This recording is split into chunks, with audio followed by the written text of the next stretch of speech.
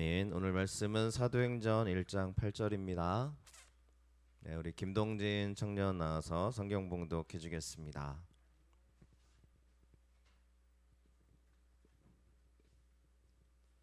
성경 봉독하겠습니다.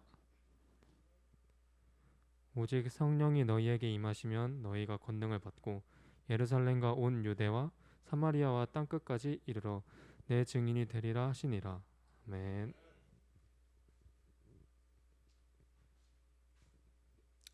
네, 성령이 하시는 일이라는 제목으로 함께 하나님의 말씀 나누도록 하겠습니다. 인사하겠습니다. 잘 오셨습니다. 축복합니다. 잘 오셨습니다. 축복합니다. 잘 오셨습니다. 잘 오셨습니다. 감사합니다. 네, 비가 내리고 이제 막 여름이 찾아오고 있는 계절입니다.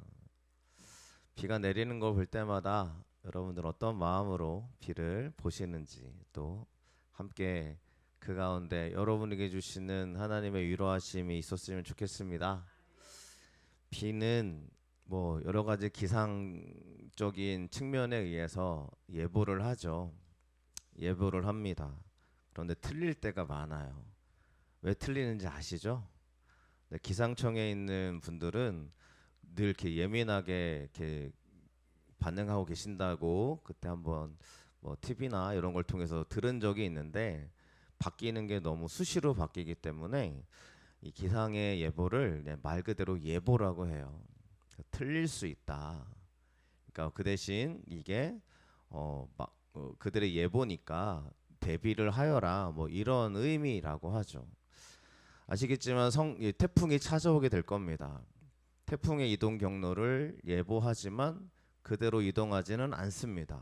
그렇죠? 통과할 수도 있고 아닐 수도 있습니다라고 예보를 합니다. 우리가 왜 그러냐면 자연의 현상은 너무 수시로 변하기도 하고 예측이 어렵기 때문이죠. 그런데 우리는 내 인생을 늘 예측하고 삽니다. 자연도 예측하지 못하는 게 인간의 과학이고요. 우리가 그렇게 틀리는 게 이 모든 것들이에요. 네. 틀리는 게 우리의 모든 인생입니다. 그러니까 우리 인생이요, 정답이 없어요. 정답이 없어서 늘 우리가 나는 이렇게 될 거야, 저렇게 될 거야라고 말하지만 틀리는 게 우리 인생이고요. 그래서 한 치 앞도 내 삶을 알지 못한다라고 말하는 게 맞습니다. 그렇죠? 맞아요. 내 한 치 앞을 알았다면, 그죠? 죄송한 말씀이지만 축복의 말씀이지만, 네. 한 치 앞을 내가 정말 내가, 그죠? 내 인생의 미리 길을 알았다면 우리가 기도할 일이 있겠어요? 그렇죠? 뭐 우리의 만남을 내가 다 주장할 수 있었다면 늘 축복의 만남만 만나고 다녔겠죠. 우리 인생을 모릅니다. 그래서 우리 인생을 기대하고 사는 거예요. 모르니까. 이미 여러분들이 알고 있다면 무슨 기대가 있겠어요? 앞으로 되어질 일 속에 기대감이 넘치기를 우리가 기도하고 있는데, 그래서 우리가 하나님을 의지하는 이유 중에 하나는 우리의 한 치 앞을 모르기 때문인 줄로 믿습니다. 그렇기 때문에 우리는 그러는 거예요. 성경에 나와 있는 말씀을 왜 의지하냐면 성경에서 말씀하는 이 은혜와 축복이 우리에게 이루어질 줄로 믿기에 기도하는 거죠. 그래서 믿음이란 내가 갖는 것보다 주어진다고 이야기를 합니다. 옆 사람 믿으시나요? 옆 사람 얼마나 믿으세요? 정말 그죠? 누군가 그죠? 실험을 했는데 너무 사랑하는 사람인데 갑자기 막 총소리가 닥치면은 혼자 도망가더라고요. 그러니까 우리는 영화적인 측면으로 막 내가 감싸주고 막 보호, 물론 감싸주고 보호해주는 분들 많습니다만 그렇지 않은 사람들도 있더라는 거죠. 사람을 믿으면 그 사람에 대한 믿음은 무너집니다. 하지만 그 사람을 사랑으로 품어주면 그 사람을 더 우리가 사랑 감정으로, 또 사랑하는 마음으로 이렇게 품어줄 수 있는 거죠. 그러니까 우리는 늘 이제 인생을 많이 살아오신 분들은 얘기하잖아요. 사람을 믿지 마라. 사람은 믿는 게 아니라 사랑해야 될 대상이다라고 얘기를 합니다. 그래서 우리가 서로 사랑할 수 있는 마음이 가득하시기를 축원합니다. 이 사람이 나한테 잘해서 사랑하는 게 아니고요. 그 사람이기 때문에 사랑하는 거죠. 하나님이 우리에게 그렇게 오늘 말씀하시는 줄로 믿습니다. 오늘 성령 강림절이라 해서 성령에 대한 이야기를 같이 나누려고 하는데요. 왜 성령 강림절이냐라는 거예요. 자, 왜 우리가 성령을 기다려야 되느냐라는 겁니다. 성령이란 아까도 얘기했지만 홀리 스피릿이라는 영어로 거룩한 영입니다. 그러니까 예수님이라는 분이 뭐 예수님은 역사적인 인물이니까 뭐 부인할 수 없는 분이잖아요. 그분이 돌아가시고 부활하셨다라는 기록들이 너무나 많아서 우리는 그 기록들을 무시할 수가 없기에 예수님이 부활하셨다라는 사실을 뭐 학계적으로도요 인정하지 않을 수가 없는 기록들이 너무 많아요. 그러면 그 예수님이 올라가신 다음에 일어난 일이 뭐였냐라면 우리는 성경 말씀에 기록되어지는 말씀을 봅니다. 예수님이 성령을 기다리라라고 말씀하고 있어요. 거룩한 영이 우리에게 임하실 거다라고 예수님 말씀하시고 이제 올라가셨죠. 예수님이 말씀하신 건 약속이었습니다. 약속은 저 사람이 믿을 만한 사람이면 지킬 것이고요. 저 사람이 사기꾼이면 안 지킬 겁니다. 그러면 예수님이 만약에 믿을 만한 분이 아니시면 이 약속을 기다릴 필요가 없어요. 그런데 우리는 예수님을 믿을 만한 분으로 여깁니다. 믿고 있는 거죠. 왜냐하면 그분이 나와 함께 하신다는 걸 우리가 믿기 때문입니다. 그 예수님이 우리 가운데 약속하셨어요. 성령이 너에게 임할 거야. 거룩한 영이 너에게 임할 거야 라고 말씀하고 있습니다. 그러면 여러분들 거룩한 영이 뭐냐는 거, 왜 성령을 우리가 왜 기다리고 살아야 되느냐라는 겁니다. 우리는 그냥 혼자 살아도 잘 살거든요. 죄송합니다. 우리 결혼하시는 이제 친구분들이 너무 지금 와 계셔서 너무 감사한데, 우리 결혼하신 분들이 많이 계시잖아요. 여러분들 결혼하고 사는 것도 우리가 너무 행복하지만 가끔 이런 생각 하잖아요. 혼자 살아도 어땠을까 하는 생각 하잖아요. 그죠? 혼자 살아도 인생은 잘 삽니다. 네, 꼭 결혼하지 않아도요 사람이 못 사는 게 아니에요. 근데 왜 결혼 왜 할까요? 누군가 쫓겨가지고요, 뭔가 해야 되니까. 그런 게 아니죠. 결혼에 대한 그 약속을 왜 하냐면 이 사람과의 약속인 거죠. 끝까지 같이 함께 하겠다라는 약속. 또 결혼을 통해서 우리가 생명의 잉태가 태어나고 생명의 이 흐름, 생명의 역사가 일어나는 것들을 보면서 결혼은 약속인 거예요. 약속. 그래서 그 약속을 현대인들이 많이 깨고 있지만, 여러분들, 우리 주함께 교회에 있는 모든 여러분들에게 하나님의 이러한 축복이 일어나기를 축원합니다. 그래서 성령은 약속이에요. 하나님이 우리에게 주신 믿음의 약속. 성령이 없이도 우리 인생을 살아갈 수 있느냐라고 물어보면 세상 사람들은, 예수님 모르는 사람들은 교회 안 다녀도 나 잘 살아 이렇게 이야기합니다. 그런데 왜 우리는 이렇게 고집을 하는 걸까요? 왜냐하면 아까도 얘기했지만 우리의 인생을 내가 알 수 없고요. 성경이 쉽게 말하는 천국이라는 단어, 하나님의 나라가 있다는 단어. 우리 인생의 연수가 오래되신 분들은 죽음을 지켜보셨을 겁니다. 사람들이 죽어가는 것을 지켜봅니다. 사고로 죽어가는 것은 너무나 끔찍하고 어렵지만 정말 모든 죽음이 다 어렵죠. 근데 그 죽음을 지켜볼 때마다 제가 드는 생각이 있었어요. 목사니까 죽음을 종종 지켜보거든요. 이제 응급실에서도 막 의식이 없대요. 이제 그분이 이제 높은 데서 떨어지셔가지고 온몸이 다 깨지신 거예요. 가망이 없는 거죠. 모든 장기가 다 파열돼서 딱 갔는데 겉으로 보기에는 정말 멀쩡하신 분인데 의식이 없대요. 그래서 옆에서 막 이제 그 유가족이 되신 그 집사님이 기도해 달라고 하는 거예요. 기도해 드렸어요. 막 하나님 말씀을 나눠 드렸어요. 지금 당신이 하나님의 말씀을 들리신지 모르겠지만 하나님 믿으셔야 됩니다. 깨어 있으면 꼭 믿으세요 하면서 말씀을 증거하고 전달했거든요. 근데 의식이 없어진 그분이 갑자기 제 쪽으로 기울이시더라고요. 막 점점 더 오시는 거예요. 의사분들이 보면서 의식이 없는데 어떻게 이럴 수 있을까라고 말씀하시더라고요. 죽음의 위기 앞에, 죽어가는 현실 앞에 저는 우리가 느끼는 게 다 한 가지씩 있다고 생각합니다. 두려움이고요. 실제로 우리가 죽음의 위기를 맞닥뜨리게 되어지면 너무 큰 두려움을 느끼게 됩니다. 나는 죽으면 어떻게 될까라는 거죠. 왜 예수님이 성령을 자꾸 이야기하시냐? 왜 거룩한 영을 이야기하시냐? 우리에게는 끝이 있기 때문입니다. 끝의 끝은 우리의 영혼이라고 말하는 그 끝이 영혼이 소멸되어지는 거면 너무나 좋겠지만 우리의 영혼이 소멸되지 않는다라는 본능적인 알미 있어서 그래서 우리는 하나님 앞에 갈 준비, 주님 앞에 설 준비를 분명히 하셔야 되는데 성령은 그 은혜의 길을 우리에게 인도해 주시는 유일한 분이시라는 거죠.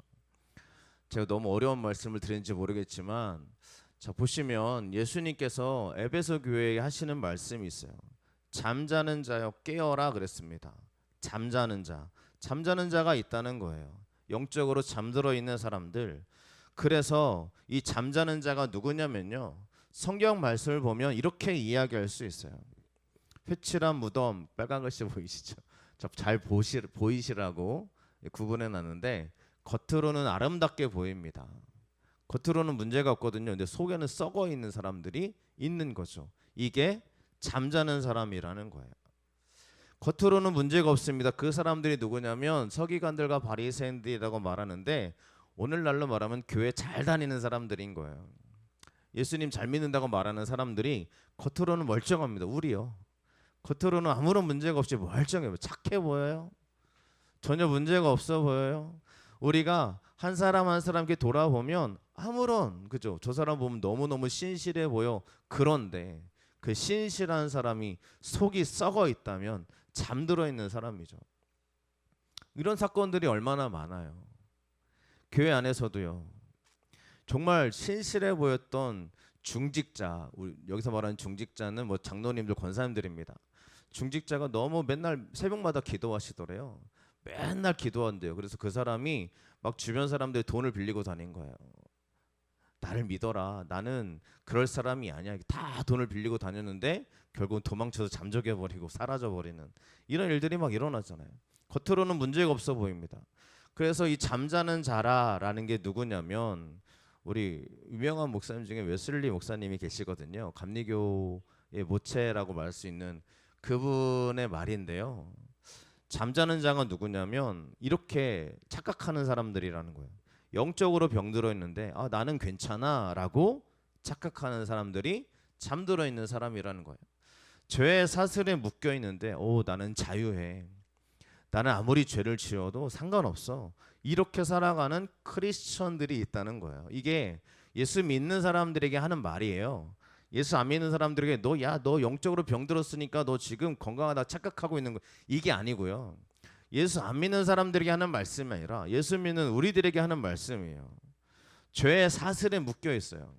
여전히 죄를 범하고 있는데 나는 괜찮아라고 말하고 있는 사람들. 마귀가 그의 영혼을 소유하고 있는데 나는 평안해라고 외치는 사람들. 또 뭐 좀 심각한 표현이지만 지옥이 그를 밑에서부터 만나려고 기다리고 있는데 나는 차라리 여기서도 난 편안해라고 말하는 사람들. 종교적인 형식의 결함이 없는데 진리와 생명이 없는 사람들. 열심히 교회는 다니지만 실제 예수가 없는 사람들. 이런 사람들에게 지금 예수님 또 성경이 말하는 거예요. 깨어라. 잠자는 자들을 깨어라. 죽은 자들 가운데서 일어나라 라고 말씀하고 있는 것입니다. 그래서 성령이 하시는 첫 번째 일은 죽은 자 가운데서 일어나게 하는 것을 하나님이 우리에게 행하시더라는 거예요. 저 여러분들에게 하나님의 성령의 은혜가 있으시기를 축원합니다. 죽어 있는 걸 깨달아는 것은 하나님의 사건을 하나 보여주실 겁니다. 이거는 생각해서 되는 게 아니에요. 예수 믿는 게 생각으로 되는 게 아니거든요. 분명히 계기가 있어요. 하나의 사건이 일어납니다.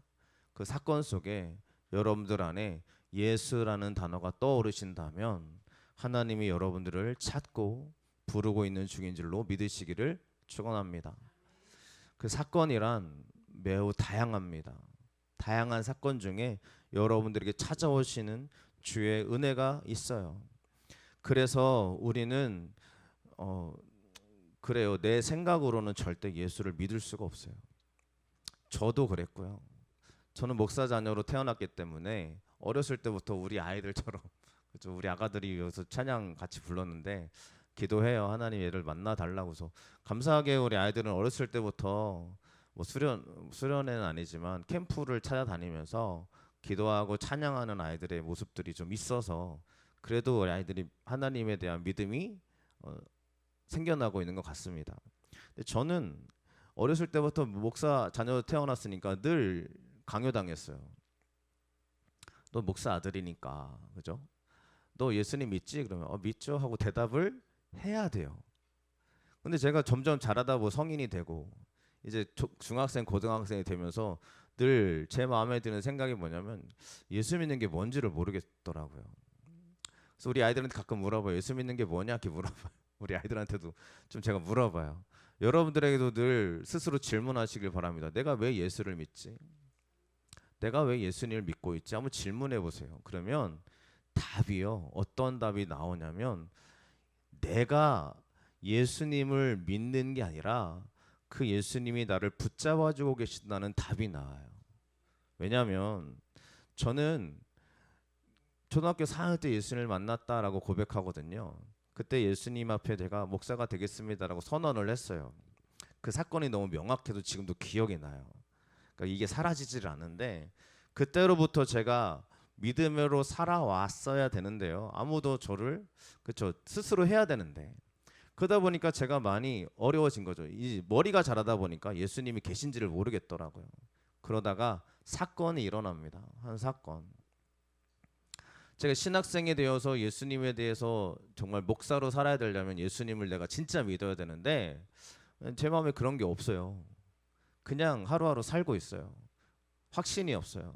그래서 제 마음에 의심의 두려움이 찾아온 거예요. 예수님이 계신가? 내가 그동안 그렇게 공부해 와서 내가 믿고 있다고 착각하는 건가?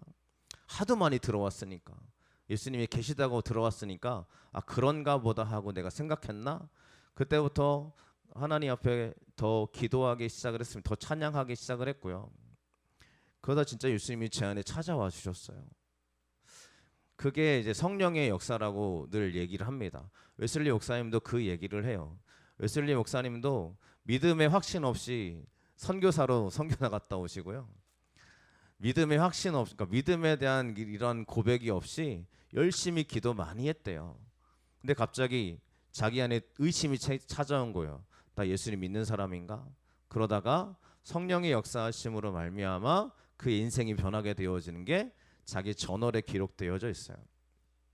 저도 그랬어요. 주님이 저에게 어느 순간 다가오시더라고요. 와주셔서 저에게 막 따뜻함을 부어주시더라고요. 개인적인 체험으로 치부할 수도 있겠지만 그 한 가지 사건이 지금도 너무 저를 명확하게 붙잡아 주시고 그 다음부터 일어나는 일들은 저의 의지와는 상관없이 늘 하나님이 저를 이렇게 이끌고 가신다라는 고백을 할 수밖에 없게 되더라는 것입니다. 성령의 은혜는 우리를 그 자리에 머물게 하지 않습니다. 두려움과 어려움과 좌절 속에 빠져 있는 나를 일으켜 세워 주십니다. 여러분들에게 있는 그 자리마다 하나님이 일으켜 세워 주시기를 축원합니다. 이건 약속이에요. 하나님이 여러분들에게 반드시 이런 축복의 은혜를 부어 주시기를 축원합니다. 그래서 어려움 중에 있는 아이들이 예수님을 왜 믿기 시작을 하고 그들이 어떻게 일어나는 것을 볼 때마다 저는 너무 감사할 수밖에 없는 거예요. 여러분들에게 하나님의 축복이 일어나기를 축원합니다. 자, 주님이 말씀 가운데 성령은 우리를 일으켜 세우신다 그랬잖아요. 그러면 그 성령이 우리에게 오셔서 하시는 일들이 있습니다. 오늘 한 절만 읽었어요. 자, 성령이 너에게 임하시면이라고 이야기합니다. 아까도 얘기했지만 성령이 오시는 겁니다. 여러분 믿음을 착각하지 마세요. 나 예수 믿어라고 해서 믿는 게 아닙니다. 자, 똑같아요. 제가 늘 말씀을 드리지만 어제도 제 생일, 최근에도 제 생일이라서 이제 먹을 걸 사주신다고 이제 사주신 그런 분이 계십니다. 그래서 같이 먹고 왔어요. 이제 제가 설명하겠죠. 그게 이제 맛있는 음식이었으니까 제가 설명합니다. 너무 맛있어. 맛도 막 칼칼하고 거기에 들어가 있는 고기와 뭐 부추와 이런 것들이 너무 맛있게 먹었어. 너 한번 먹어봐 이랬어요. 제가 그랬어요. 근데 여러분들 그거를 내가 안 먹어보고요. 맛있더라. 난 너무 맛있어라고 이야기할 수 있어요? 안 되잖아요. 먹어봐야 알 거 아니에요. 그죠? 근데 우리가 가끔 예수 믿는 사람들이 그래요. 나 예수님 믿어라고 말하는데 우리가 예수님에 대한 은혜를 모르고 이야기하는 사람들이 있어요. 경험해 보지 않은 거예요. 그래서 우리가 착각하는 사람들이 있습니다. 성경 공부 많이 해서 예수 믿는 게 아니에요.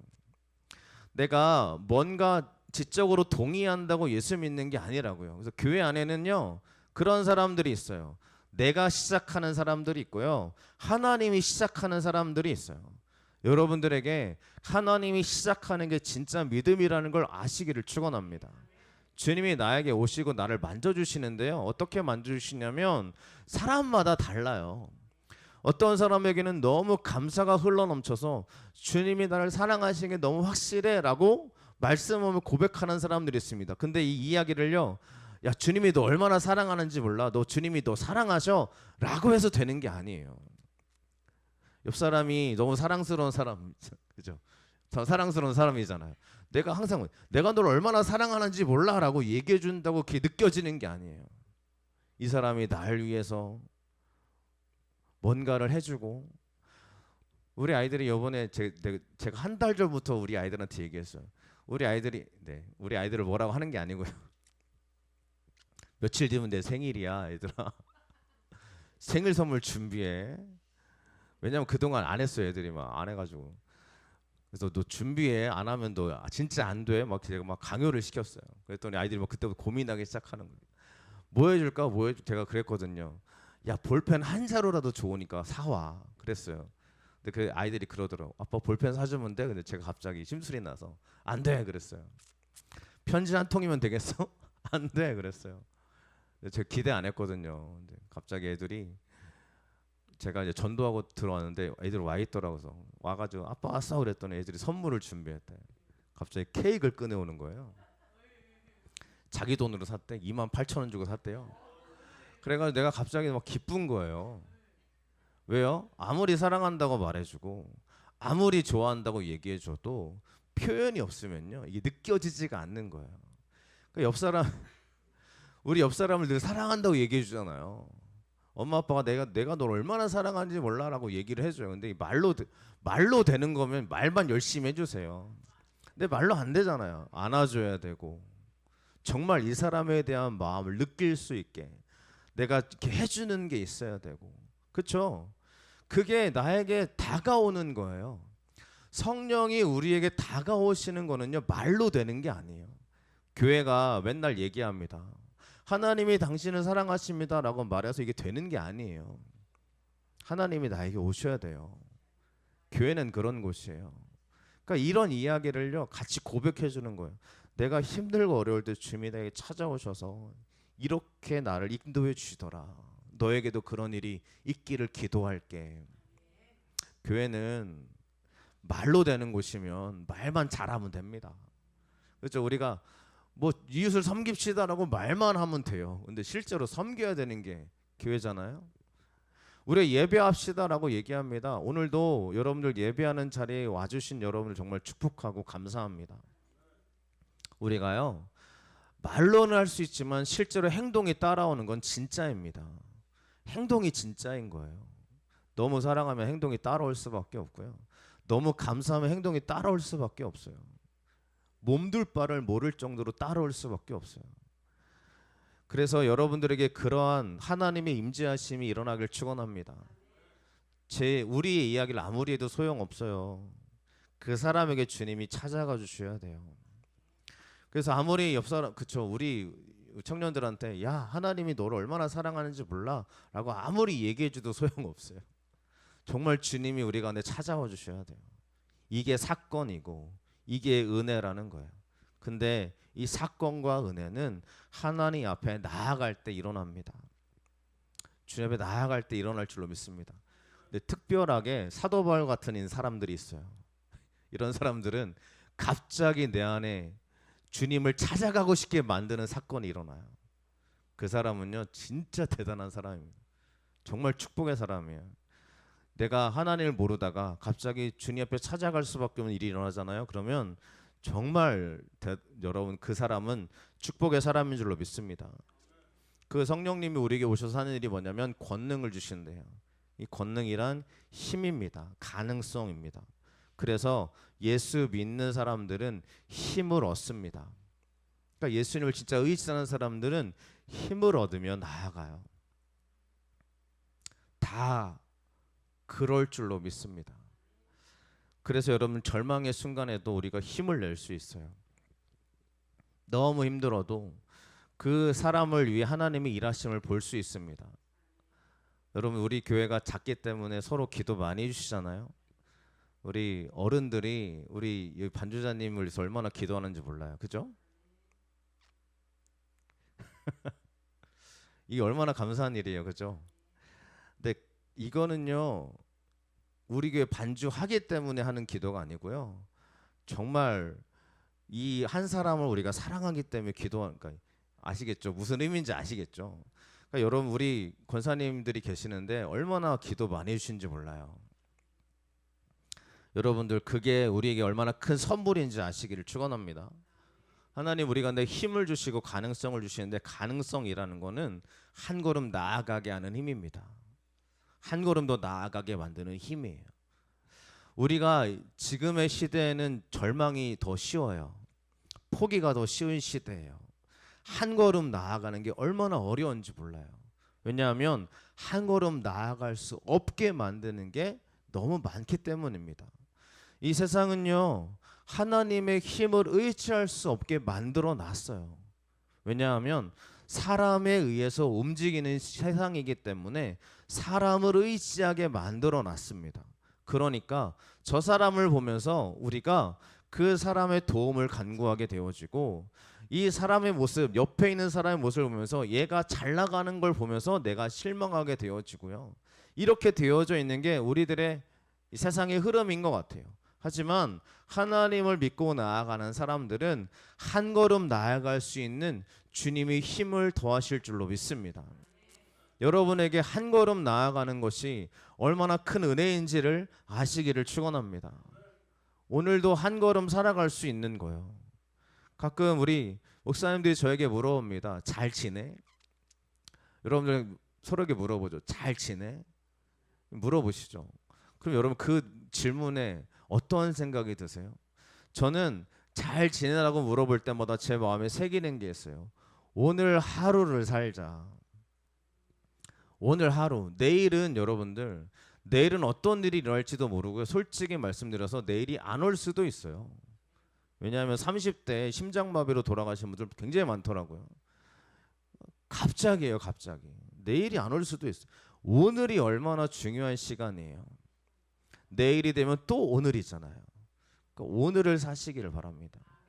그러니까 내일 해줄게. 내일 너에게 해줄게. 이게 아니라 오늘 해주시기를 바랍니다. 오늘이 가장 행복한 여러분들이 되시기를 바라고요. 그래서 오늘을 살아갈 수 있는 힘을 하나님이 우리에게 주시기를 축원합니다. 로마서 말씀은 이렇게 이야기해요. 저 보이시나요? 너무 밑으로 내려와 있죠. 자, 환난을 당하는데 환난은 인내를 그러니까 환난을 당하면 우리가 견뎌내죠. 견뎌내면서 연단을 받습니다. 연단을 받으면서 마지막이 소망인데 이 소망은 누가 주는 거냐면 성령으로 말미암아 우리에게 부은 바 됨이니 그랬어요. 소망을 가질 수 있는 게 성령이 하시는 일입니다. 그래서 왜 우리가 성령을 기다리냐? 여러분에게 하나님이 주시는 소망이 가득하게 되기 때문입니다. 이게 성령이 나에게 하시는 일이에요. 내가 갖는 마음보다 주어지는 마음이 더 크게 되시기를 축원합니다. 그래서 주어지는 게 얼마나 기뻐요. 외부로부터 주어지는 기쁨, 이게 성령이 하시는 일 중에 하나인 줄로 믿습니다. 그럼 마지막으로요, 성령의 충만. 그래서 그래, 내가 알겠습니다, 성령 충만함을 받기를 원해요 라고 했을 때, 주님 나에게 임해 주세요, 나와 함께 해주세요 라는 마음이 들었을 때 우리에게 하나님이 하시는 일이 무엇일까라는 것입니다. 여기서 말하는 증인이 되리라, 오늘 이제 한 절만 읽었기 때문에 이 말씀으로 나누고 있는데, 증인이란 뭡니까? 증인 너무 잘 알죠? 네, 증인이란 자기가 경험한 거를 그대로 밝히는 거, 있는 사실을 그대로 이야기하는 거. 위증하면 안 되잖아요. 증인, 예수님의 증인으로 우리를 삼아 주시는데, 하나님의 일을 증거하게 만드는 것을 성령이 하게 하시더라는 거예요. 그래서 너 예수님 꼭 믿어야 돼 라고 말하는 거는 여러분들 그냥 하는 이야기가 아니라는 걸 우리 마음으로 조금은 생각해 주시기를 바랍니다.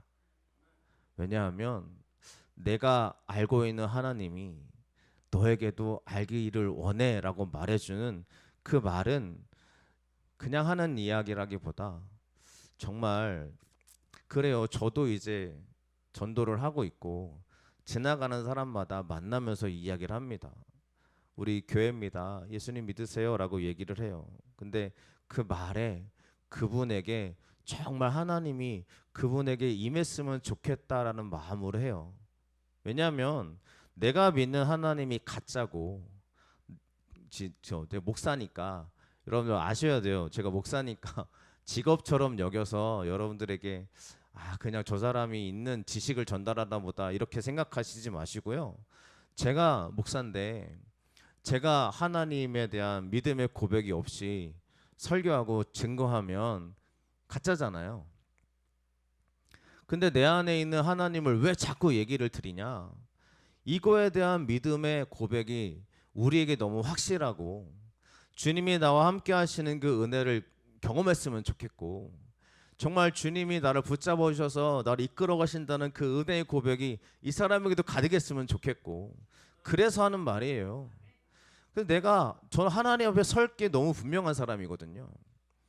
저도 죽음을 수도 없이 지켜보았지만 그들의 죽음을 지켜보았을 때요, 그분들이 하시는 고백은 죽기 직전까지 막 하다가 돌아가신 분도 계시고요.